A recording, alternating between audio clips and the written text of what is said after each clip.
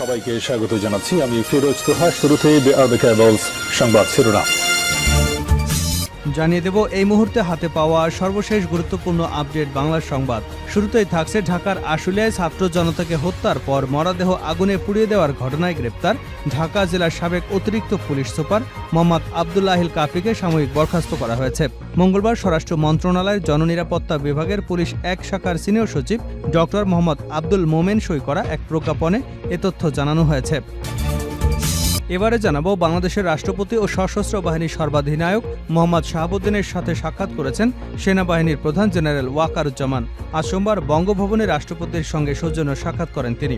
এ সময় রাষ্ট্রপতি দেশের সার্বিক আইনশৃঙ্খলা পরিস্থিতি রক্ষা এবং জনগণের জানমালের নিরাপত্তা দেওয়া সেনাবাহিনীর ভূমিকার প্রশংসা করেন। এছাড়া রাষ্ট্রপতি দেশের উত্তর এবং উত্তর পূর্বাঞ্চলে সাম্প্রতিক বন্যায় বানভাসী মানুষের কাছে ত্রাণ পৌঁছানো ও দুর্গত এলাকায় উদ্ধার কাজে সেনাবাহিনীর কর্মকাণ্ডেরও প্রশংসা করেছেন। জানাবো চাঁদাবাজি দখলদারের সঙ্গে জড়িত থাকলে আজীবনের জন্য বহিষ্কার করা হবে বলে হুঁশিয়ারি দিয়েছেন ঢাকা মহানগর উত্তর বিএনপির আহ্বায়ক সাইফুল আলম নীরব। এদিকে হবিগঞ্জের আজমেরীগঞ্জে পূর্ব বিরোধের জেরে দুপক্ষের প্রায় 2 ঘণ্টাব্যাপী সংঘর্ষে উভয় পক্ষের অন্তত শতাধিক লোক আহত হয়েছেন। সোমবার সকাল 10টায় উপজেলার শিবপাশা ইউনিয়নের পশ্চিমভাগ গ্রামে এ সংঘর্ষের ঘটনা ঘটে। আহতদের মধ্যে 80 জন হবিগঞ্জ আধুনিক সদর হাসপাতালে, বাকিরা বানিয়াচং উপজেলা স্বাস্থ্য কমপ্লেক্সে ভর্তি হয়ে চিকিৎসা নিচ্ছেন। খবর পেয়ে পুলিশ ঘটনাস্থলে গিয়ে স্থানীয়দের সহযোগিতায় পরিস্থিতি নিয়ন্ত্রণে আনেন। জানিয়ে দেব শাহজালাল বাদ দিয়ে ফের জিয়ার নামে বিমানবন্দরের নামকরণের দাবি। হজরত শাহজালাল আন্তর্জাতিক বিমানবন্দরের নাম পরিবর্তন করে ফের জিয়া আন্তর্জাতিক বিমানবন্দর করবার দাবিতে মানববন্ধন করা হয়েছে। সোমবার সকালে বিমানবন্দর এলাকায় মানববন্ধন করে এ দাবি জানায় এলাকাবাসী। মানববন্ধনে জানানো হয় আওয়ামী লীগ সরকার জিয়া আন্তর্জাতিক বিমানবন্দরের নাম পরিবর্তন করেছিল কোনো কারণ ছাড়াই। এবং সর্বশেষ জানাবো বাংলাদেশিদের অনুপ্রবেশ ঠেকাতে সীমান্তে মৌমাছি মোতায়েন করল ভারত। এরই মধ্যে পশ্চিমবঙ্গের নদিয়ায় বাংলাদেশের সীমান্তে মৌমাছির কৃত্রিম চাষ স্থাপন করেছে তারা। সোমবার ভারতীয় সংবাদ মাধ্যম নিউজ 18 জানিয়েছে, গত সপ্তাহে বিএসএফের 10 থেকে 12 জওয়ান নদিয়া জেলার সীমান্তবর্তী গ্রাম কাদিপুরে জড়ো হন। সেখানে তাদের মৌমাছির চাষ শিখতে দেখা যায়। সেই সময় তাদের মাথা ও মুখমণ্ডলে প্রয়োজনীয় নিরাপত্তা সরঞ্জামও পরা ছিল। সংবাদ মাধ্যমটিতে প্রকাশিত ছবিতে দেখা যাচ্ছে সীমান্তে বেড়ায় বেশ কয়েকটি মৌবক্স ঝুলিয়ে রাখা হয়েছে। পশ্চিমবঙ্গের সঙ্গে বাংলাদেশের 46 কিলোমিটার সীমান্তের নিরাপত্তার দায়িত্বে আছে বিএসএফের 32 ব্যাটালিয়ন। তারাই এসব বক্স ঝুলিয়ে রেখেছে। এতক্ষণ শিরোনাম শুনছিলেন, এবার বিস্তারিত। প্রিয় দর্শক, আপনি যদি এই চ্যানেলে নতুন হয়ে থাকেন, ভিডিওটি দেখতে দেখতে চ্যানেলটি সাবস্ক্রাইব করে আমাদের সঙ্গে থাকুন। আর এই ভিডিও সম্পর্কে আপনি আপনার মূল্যবান মতামতটি কমেন্ট বক্সে জানিয়ে দিন। আর হ্যাঁ প্রিয় দর্শক, জানিয়ে দিন ভিডিওটি কোথা থেকে দেখছেন। হত্যার পরে মরদেহে আগুন, অতিরিক্ত পুলিশ সুপার কাফি বরখাস্ত। ঢাকার আশুলিয়ায় ছাত্র জনতাকে হত্যার পর মরদেহ আগুনে পুড়িয়ে দেবার ঘটনায় গ্রেপ্তার ঢাকা জেলার সাবেক অতিরিক্ত পুলিশ সুপার মোহাম্মদ আবদুল্লাহিল কাফিকে বরখাস্ত করা হয়েছে। মঙ্গলবার স্বরাষ্ট্র মন্ত্রণালয়ের জননিরাপত্তা বিভাগের পুলিশ এক শাখার সিনিয়র সচিব ডক্টর মোহাম্মদ আব্দুল মোমেনের সই করা এক প্রজ্ঞাপনে এ তথ্য জানানো হয়েছে। সোমবার মন্ত্রণালয় এ তথ্য প্রকাশ করেছে। প্রজ্ঞাপনে বলা হয়েছে, ঢাকা জেলার সাবেক অতিরিক্ত পুলিশ সুপার মোহাম্মদ আবদুল্লাহিল কাফি ধানমন্ডি থানা এবং হাজারীবাগ থানার মামলায় গ্রেপ্তার রয়েছেন। সেহেতু তাকে 3রা সেপ্টেম্বর থেকে চাকুরি থেকে সাময়িক বরখাস্ত করা হলো। বঙ্গভবনে রাষ্ট্রপতির সঙ্গে সেনাপ্রধানের সাক্ষাৎ যে কথা হলো। বাংলাদেশের রাষ্ট্রপতি এবং সশস্ত্র বাহিনীর সর্বাধিনায়ক মোহাম্মদ শাহাবুদ্দিনের সঙ্গে সাক্ষাৎ করেছেন সেনাবাহিনীর প্রধান জেনারেল ওয়াকারুজ্জামান। আজ সোমবার বঙ্গভবনে রাষ্ট্রপতির সঙ্গে সৌজন্য সাক্ষাৎ করেন তিনি। এ সময় রাষ্ট্রপতি দেশের সার্বিক আইনশৃঙ্খলা পরিস্থিতি রক্ষা, জনগণের জানমালের নিরাপত্তা দেওয়ায় সেনাবাহিনীর ভূমিকার প্রশংসা করেছেন।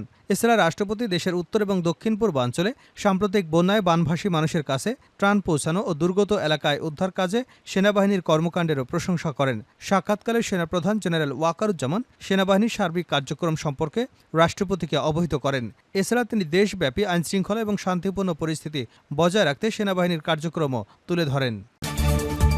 চাঁদাবাজি দখলের সঙ্গে জড়িত থাকলে আজীবন বহিষ্কার নীরব। চাঁদাবাজি এবং দখলের সঙ্গে জড়িত থাকলে তাদের আজীবনের জন্য বহিষ্কার করা হবে বলে হুঁশিয়ারি দিয়েছেন ঢাকা মহানগর উত্তর বিএনপির আহ্বায়ক সাইফুল আলম নীরব। সোমবার রাজধানীর শাহজাহানপুরে ছাত্র আন্দোলনে নিহত পরিবারকে আর্থিক সহায়তা প্রদান অনুষ্ঠানে তিনি এমন হুঁশিয়ারি দিয়েছেন। নীরব বলেন, আওয়ামী লীগের ৩০০ এমপি বাংলাদেশ থেকে পালিয়ে গেছে, কারণ তারা এদেশটাকে লুটেপুটে খেয়েছে, অর্থ পাচার করেছে, এদেশের ছাত্রদের হত্যা করেছে, সাধারণ মানুষকে গুম-খুন করেছে, তাই তাদের সৎ সাহস নেই এদেশে থাকার। যুবদলের সাবেক এই সভাপতি বলেন, স্বৈরাচারী শেখ হাসিনা প্রায় ২৭০০ জন ছাত্র জনতাকে হত্যা করেছে। সে একজন হত্যাকারী, তাই অনতিবিলম্বে তাকে দেশে এনে বিচারের কাঠগড়ায় দাঁড় করাতে হবে। শেখ হাসিনা ভারতে বসে তাদের সঙ্গে মিলে বাংলাদেশ নিয়ে চক্রান্ত করছে। আমরা বিএনপির ভারপ্রাপ্ত চেয়ারম্যান তারেক রহমানের নেতৃত্বে তাদের সেই চক্রান্তকে ধূলিসাৎ করে দেব। তিনি অভিযোগ করে বলেন, শেখ হাসিনা দেশ থেকে পালিয়ে গেলেও তার দোসররা এখনও দেশে রয়ে গেছে। তারাই বিভিন্ন দল করে দেশের বিভিন্ন জায়গায় চাঁদাবাজি করছে, বিভিন্ন দোকানপাট দখল করছে। তাদের ধরে আইনশৃঙ্খলা বাহিনীর হাতে তুলে দিতে হবে। আজমেরীগঞ্জে পূর্ব বিরোধের জেরে সংঘর্ষে আহত শতাধিক। হবিগঞ্জের আজমেরীগঞ্জে পূর্ব বিরোধের জেরে দুপক্ষে প্রায় ঘণ্টাব্যাপী সংঘর্ষে উভয় পক্ষের অন্তত শতাধিক লোক আহত হয়েছেন। সোমবার সকাল ১০টায় উপজেলার শিবপাশা ইউনিয়নের পশ্চিমভাগ গ্রামে সংঘর্ষের ঘটনা ঘটে। আহতদের মধ্যে ৮০ জন হবিগঞ্জ আধুনিক সদর হাসপাতাল এবং বাকিরা বানিয়াচং উপজেলা স্বাস্থ্য কমপ্লেক্সে বিভিন্ন হাসপাতালে চিকিৎসা নিচ্ছেন বলে জানা গেছে। খবর পেয়ে পুলিশ ঘটনাস্থলে গিয়ে স্থানীয়দের সহযোগিতায় পরিস্থিতি নিয়ন্ত্রণে আনে। স্থানীয় পুলিশ সূত্রে জানা গেছে, উপজেলার শিবপাশা ইউনিয়নের পশ্চিমভাগ গ্রামের ৭ নং ওয়ার্ডের বর্তমান ইউপি সদস্য মহিবুল হাসান দুলু এবং তারই স্বজন একই গ্রামের হামিদুল মলাই মিয়ার মধ্যে দীর্ঘদিন যাবৎ বিভিন্ন বিষয় নিয়ে বিরোধ চলে আসছিল। গতকাল রোববার বিকালে দুপক্ষের শিশুদের ঝগড়াকে কেন্দ্র করে উভয় পক্ষের মধ্যে সংঘর্ষের সৃষ্টি হয়। তাৎক্ষণিকভাবে স্থানীয় সালিশকারীরা বিষয়টি মীমাংসার জন্য উভয় পক্ষকে অনুরোধ করেন। সোমবার সকালে সালিশকারীরা পুনরায় সালিশের দিন ধার্য করতে উভয় পক্ষের কাছে যান। সালিশের নিষ্পত্তি বিষয়টি উভয় পক্ষ মেনে নেন, কিন্তু সালিশকারীরা চলে যাবার পরপরই মলাই মিয়ার এক স্বজনের সঙ্গে ইউপি সদস্য দুলু মিয়ার এক স্বজনের বাগবিতণ্ডায় হাতাহাতির ঘটনা ঘটে। এরপর উভয় পক্ষের লোকজন দেশীয় অস্ত্রশস্ত্র নিয়ে সংঘর্ষে জড়িয়ে পড়েন। সংঘর্ষে মহিবুল হাসান দুলুর পক্ষে সাবেক শিবপাশা ইউনিয়ন পরিষদের চেয়ারম্যান আলী আমজাদ তালুকদারের লোকজন এবং হামিদুল মলাই মিয়ার পক্ষে বর্তমান চেয়ারম্যান নুরুর রহমান তালুকদারের লোকজন সংঘর্ষে জড়িয়ে পড়েন। ইউপি সদস্য মহিবুল হাসান দুলু জানান, গ্রাম্য দলাদলির বিষয় নিয়ে এ সংঘর্ষ বাধে। শিবপাশা ইউনিয়ন পরিষদের চেয়ারম্যান নুলিউর রহমান তালুকদার বলেন, দুলু মিয়ার বাড়ির সামনে দিয়ে যাবার সময় মলাই মিয়ার এক স্বজনকে মারধরের ঘটনায় এ সংঘর্ষ বাধে। আজমেরীগঞ্জ থানার ভারপ্রাপ্ত কর্মকর্তা ওসি মোহাম্মদ ডালিম আহমেদ জানান, পূর্ব বিরোধের জের ধরে সংঘর্ষ হয়েছে। পরিস্থিতি বর্তমানে স্বাভাবিক রয়েছে। এখন পর্যন্ত কোনো পক্ষই অভিযোগ দায়ের করেনি। শাহজালাল বাদ দিয়ে ফের জিয়ার নামে বিমানবন্দরের নামকরণের দাবি। রাজধানীর হজরত শাহজালাল আন্তর্জাতিক বিমানবন্দরের নাম পরিবর্তন করে ফের জিয়া আন্তর্জাতিক বিমানবন্দর করবার দাবিতে মানববন্ধন করা হয়েছে। সোমবার সকালে বিমানবন্দর এলাকায় মানববন্ধন করে এ দাবি জানায় এলাকাবাসী। মানববন্ধনে জানানো হয়, আওয়ামী সরকার জিয়া আন্তর্জাতিক বিমানবন্দরের নাম পরিবর্তন করেছিল কোনো কারণ ছাড়াই।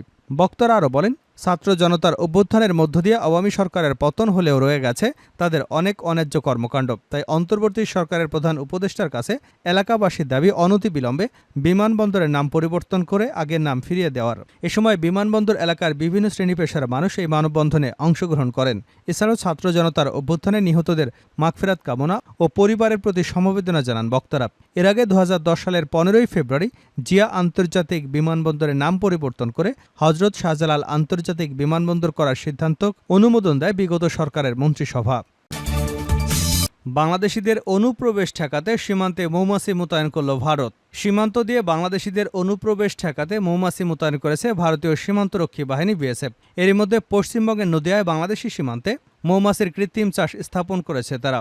সোমবার ভারতীয় সংবাদ মাধ্যম নিউজ 18 জানিয়েছে, গত সপ্তাহে বিএসএফের 10 থেকে 12 জওয়ান নদিয়া জেলার সীমান্তবর্তী গ্রাম কাদিপুরে জড়ো হন। সেখানে তাদের মৌমাছি চাষ শিখতে দেখা যায়। সে সময় তাদের মাথা এবং মুখমণ্ডলে প্রয়োজনীয় নিরাপত্তার সরঞ্জাম পরা ছিল। সংবাদ মাধ্যমটিতে প্রকাশিত ছবিতে দেখা যাচ্ছে, সীমান্ত বেড়ায় বেশ কয়েকটি মৌবাক্স ঝুলিয়ে রাখা হয়েছে। পশ্চিমবঙ্গের সঙ্গে বাংলাদেশের 46 কিলোমিটার সীমান্তে নিরাপত্তার দায়িত্বে আছে বিএসএফের 32 ব্যাটালিয়ন। তারা এসব বাক্স ঝুলিয়ে রেখেছে। তাদের আশা, যদি কোনো বাংলাদেশি অনুপ্রবেশকারী বা দুই দেশের কোনো চোরাকারবারি কাঁটাতারের কাছে আসে তাহলে মৌমাছি তাদের উপর আক্রমণ করবে। এ বিষয়ে বিএসএফের এক কর্মকর্তা জানিয়েছেন, এ পদ্ধতি ব্যবহার করে সফলতা পেয়েছেন তারা। সেখানে অনুপ্রবেশ বা চোরাকারবার প্রায় শূন্যের কাছাকাছি চলে এসেছে। 32 ব্যাটালিয়নের কমান্ড্যান্ট সুজিত কুমার বলেছেন, 1 বছরেরও কম সময়ের আগে 2023 সালের নভেম্বর থেকে আমরা মৌমাছি পালন শুরু করি। এটি ছিল গ্রাম উন্নয়ন সরকারের একটি প্রকল্প। সীমান্তে অনুপ্রবেশ ঠেকাতে কি করা যায় সেই চিন্তা থেকে আমার মাথায় আসে মৌমাছি চাষের বক্সগুলো কাঁটাতারে ঝুলিয়ে রাখা যায়। আমরা প্রায় দেখি কাঁটাতার কেটে বাংলাদেশ থেকে অবৈধ অনুপ্রবেশ ঘটে, এছাড়া গরু চোরাচালান সহ অন্যান্য বিভিন্ন বিষয় ঘটে। আমরা খুবই অবাক হয়েছি যে সীমান্তে এসব বক্স রাখার পর সেখানে অনুপ্রবেশ বা চোরাচালান শূন্যের কাছাকাছি চলে এসেছে।